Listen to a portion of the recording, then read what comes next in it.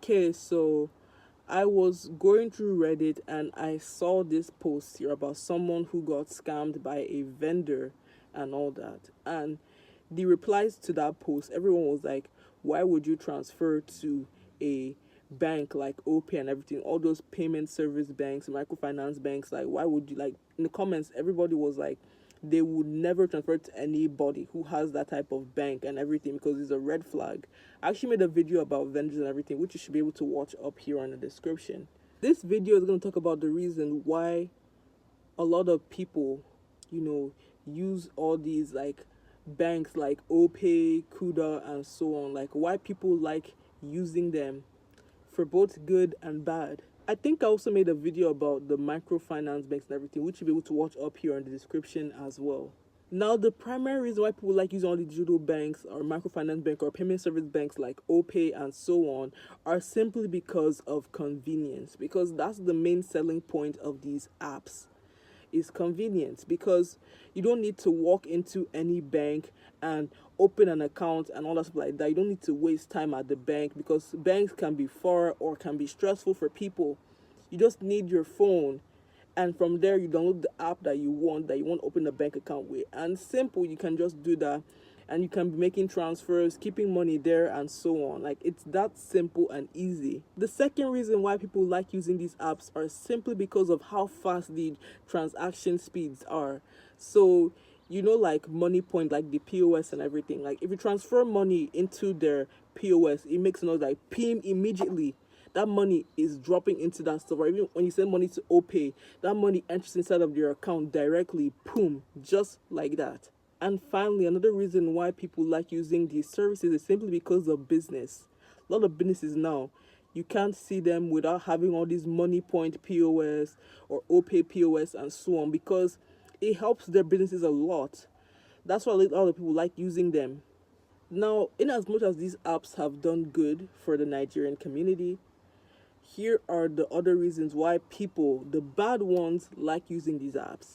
Now, the bad ones use these apps for fraud, obviously. And the thing is that it's so easy to open one. As I said, like, it's so convenient. Anyone can easily open one. And the thing that's scary is that people can open ones with your name or anyone else's name. And from there, they use that thing to scam people. It's that scary. And especially given the fact that, you know, like there was this thing that happened, that there was a site that people could buy NINs for very, very cheap.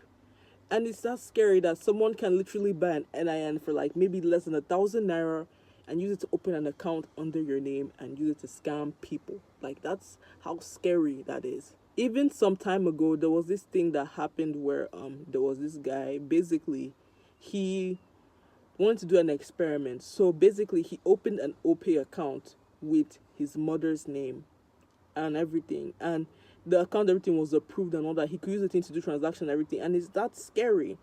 Like, it's so easy to open these things. Like, there are not many regulations compared to banks when it comes to opening of all these accounts, because you can just open one easily and use it just like that.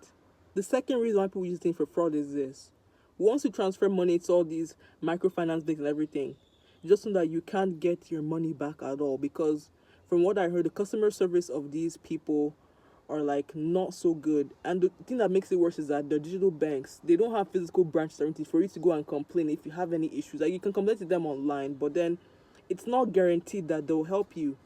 The least they can do is that they can just block the account of the person, and then from there, that person would have stolen your money.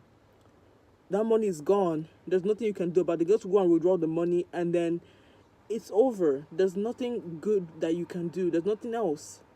And it's really sad because, like, it's so scary that people are just doing this. And plus, with digital banks, accounts can easily be stolen. I think I made a video about it as well up here in the description, that it's easy for people to hack accounts because somebody can impersonate the customer service of a bank and be like, hey, I'm from blah blah blah bank, click on this link, and then we click on the link and everything, they steal your account, and there's nothing you can do about it. It's that scary.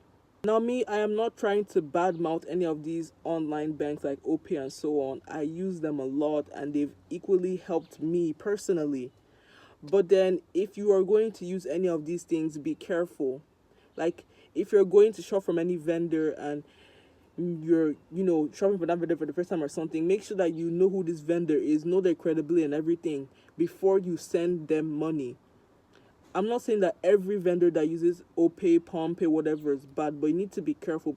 Also, like, make sure you verify all these things, like verify the account details and everything properly before you send any money to anybody. Also, keep your account safe. Use two-factor authentication. Do not share your passwords with anybody. Don't click on links you don't know, so that you can keep your account on these things safe and all that.